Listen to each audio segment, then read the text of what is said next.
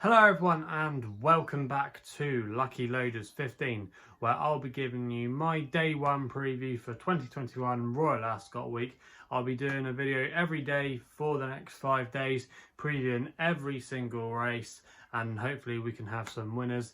Now, before we get stuck into them, I should say that we'll still be doing the same categories with my NAP, Next Best, Extra, Longshot, all those ones I usually do here on my YouTube channel, but I won't put them up in the graphic. I'll actually put them in the description box below, but I'll make it clear to you in the video as well what category they would go under for those that like to track that. So yeah, looking forward to this week. Plenty of great racing. I think it's going to be a tough opening day. You know, I think a lot of the favourites, a lot of the horses at the top of the market could be quite vulnerable, and I've got quite a few big price selections for you tomorrow. So yeah, fingers crossed we can get off to a good day. It looks like, in my opinion, it will be tricky, but you never know.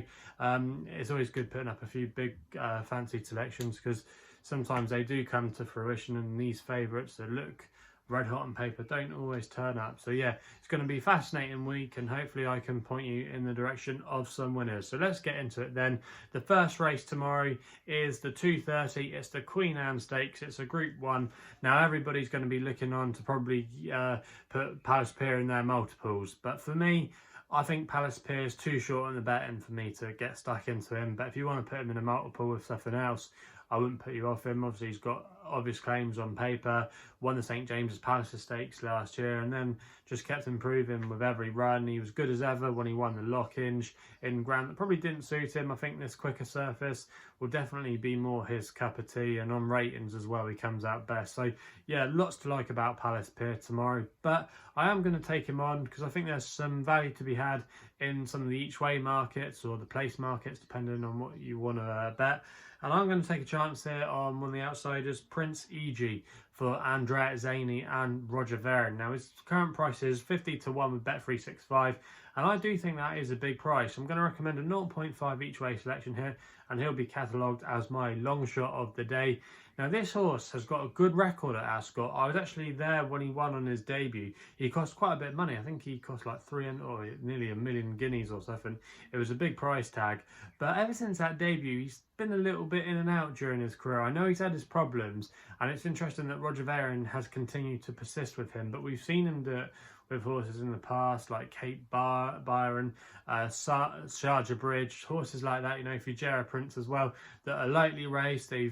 But they've always shown ability, and he could have easily maybe just put them away and said, no, they've had enough for their racing career. And this horse, I think, falls into that category.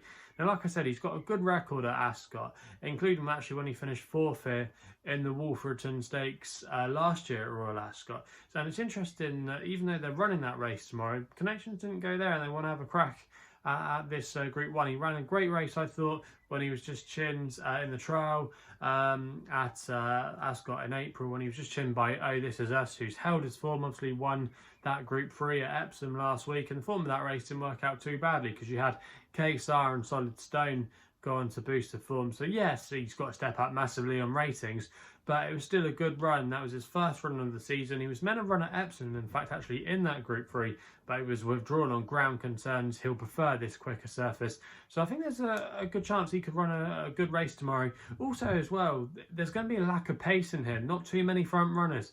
And Prince Eiji likes to be handy. He doesn't always necessarily like to make the run in, but if he could just track maybe Order of Australia, if he goes forward, it could be a bit scrappy in behind. And if Andrea Zaney can get him out, just track the pace, I think he could be in a good spot to definitely maybe even nick a place at 50 to 1. I do think he's quite overpriced in this race tomorrow. He's drawn in still 10. They probably will want to come over to this far side. I just think there's a lot to like about his chances tomorrow.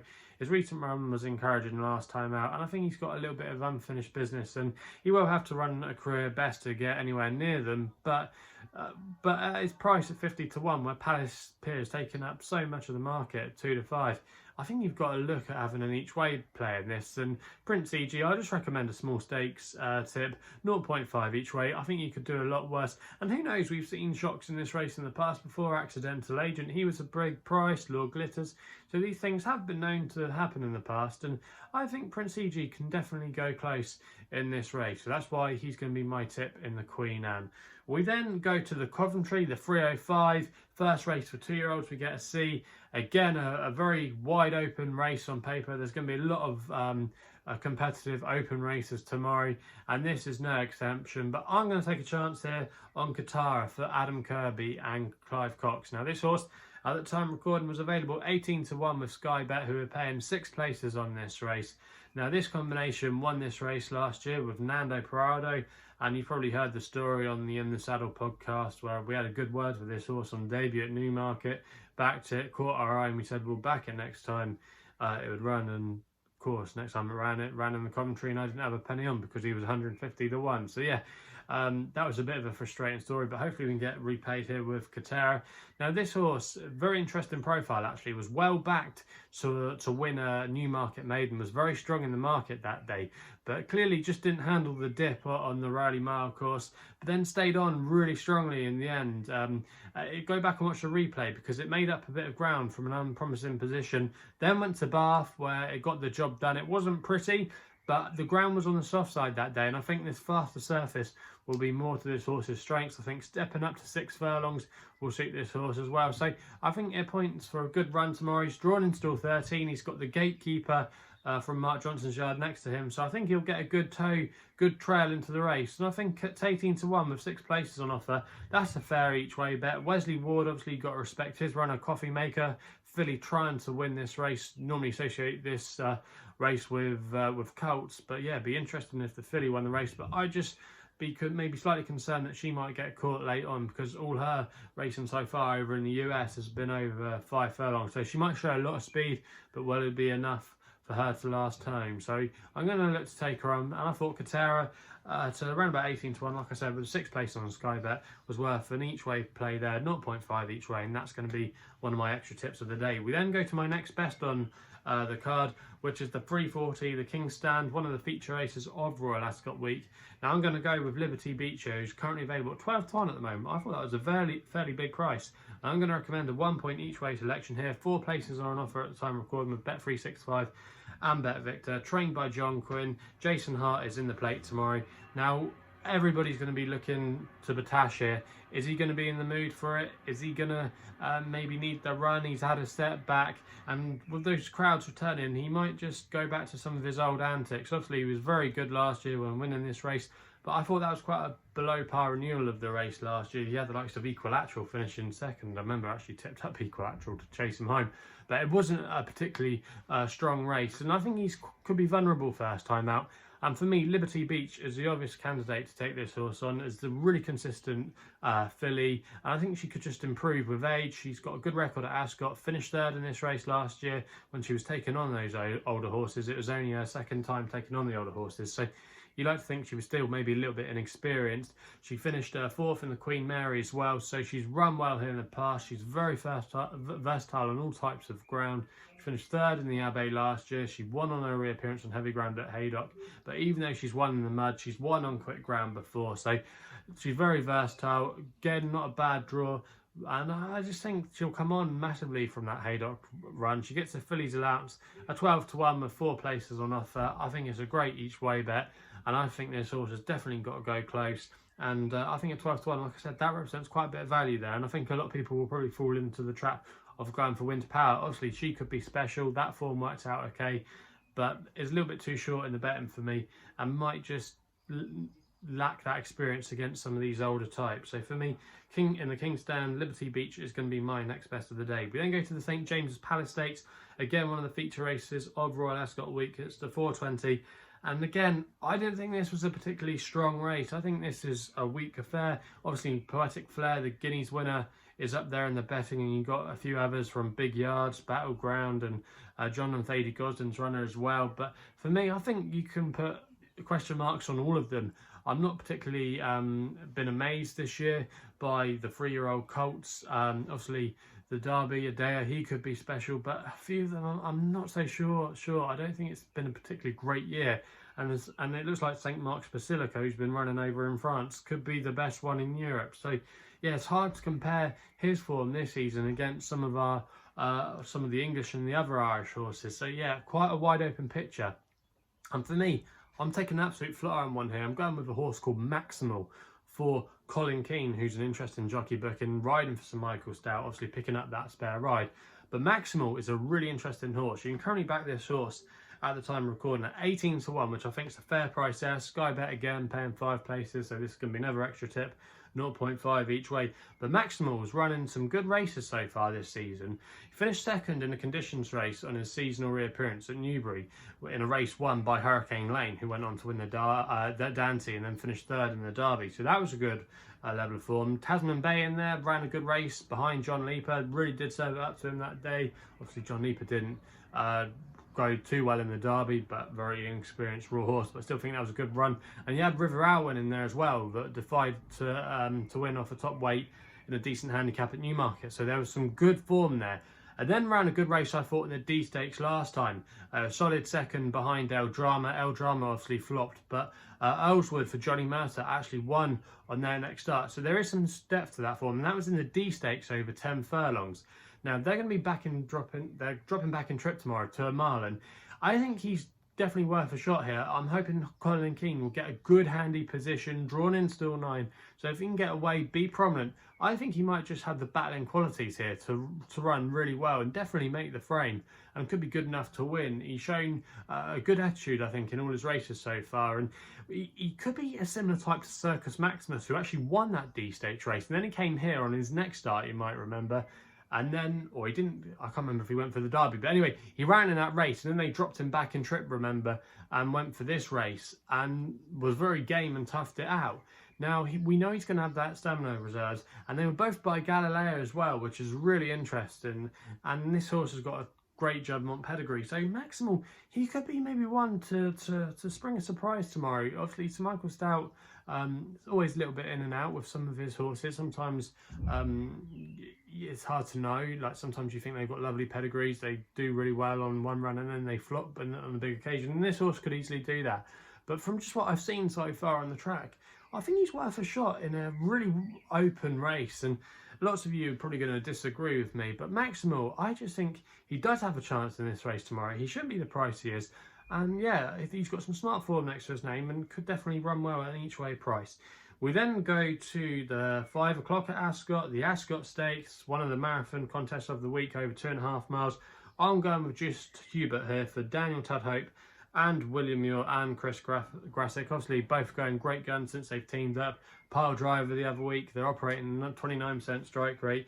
And this just Hubert ran a really eye-catching race, I thought, at Haydock. And if you go back through this horse's form, he's always shown ability. He won the marathon race at Goodwood quite nicely last season. He's a horse that does come with a few quirks, but I think off a mark of 92, he could just be one of those types that get better with age, and he could potentially be definitely up to running off rating in the high 90s, I think, come the end of the season, which he would need to be going close in this race. But he's currently available with bookmakers at the moment at 10 to 1 with SkyBet, who are offering 7 places in this race. He's got a good wide draw as well, which means he can stay out the treble. Sometimes being drawn on the inside in these handicaps isn't always a good thing. You can get into treble where I think the jockeys that stay out wide, they take their time more and then they slot in where they think is appropriate, and I think that can sometimes be an advantage. I'll talk about that a little bit later, and also as well, I'm sure I will do in other videos later this week. But yeah, I do think just Hubert, he's been laid out and prepped for this race, and I think the better ground will suit him as well compared to that heavy stuff he was racing on last time at Haydock. So yeah, a nice run last time, a fair mark, and we know he will stay the trip. Obviously, you've got to respect the Willie Mullins battalions and all the other leading jump trainers that send in ammunition here, and also as well Alan King and the like. But I just thought just Hubert could run a good race here and continue the great form of William Muir and Chris Grassick, so that's why he's going to be another extra tip tomorrow. We then go to the Wolferton Stakes, the 5:35, and I'm going to go with Euchen Glen here. Now, he's taken a bit of a walk in the market. He's 16 to 1 with some bookmakers again, 5 places on offer with SkyBet. Now, Euchen Glen, we saw him winning the Brigadier Gerard Stakes last time out for Paul Mulrennan and Jim Goldie, same combination there tomorrow. But yeah, I think he just keeps on improving this horse. Now, some people saying the ground could be a slight concern tomorrow. But if you actually go back and look at some of the form in his earlier career, it was come on good to fast surfaces, and he won the John Smith's Cups on quick ground too at York a couple of years ago. So he can handle this, and he's very versatile as well over trips. He's been campaigned over further, but 10 furlong seems to be a good play of him, and he can be ridden in a variety of ways. He can go to the front, he can be held up, but I think they'll be handy tomorrow. Paul Mulrennan won't want to hang around, and I think he'll want to make the most of this horse's stamina.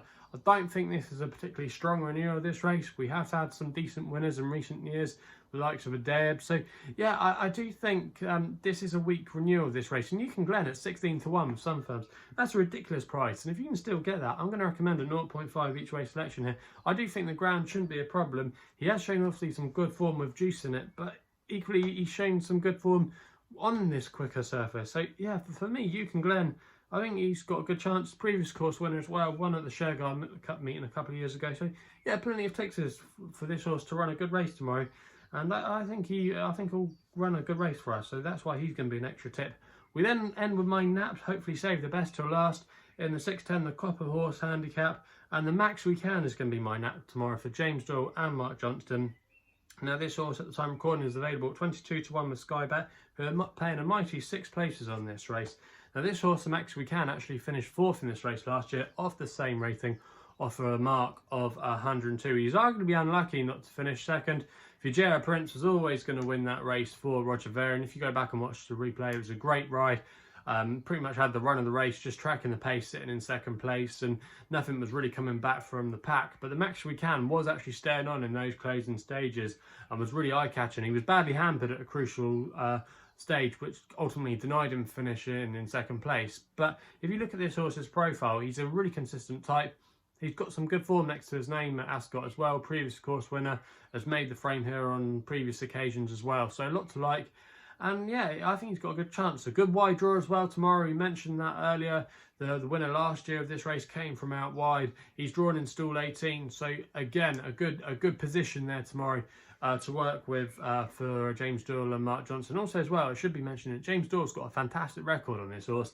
He's ridden them 4 times during his career and won on 2 of them. And the only other times he didn't run so well was when he finished 4th here on another occasion. So he does have a good relationship with this horse. He's off a fair mark, I think, of 102. Yes, he's not got much more to give in the handicap department, I think.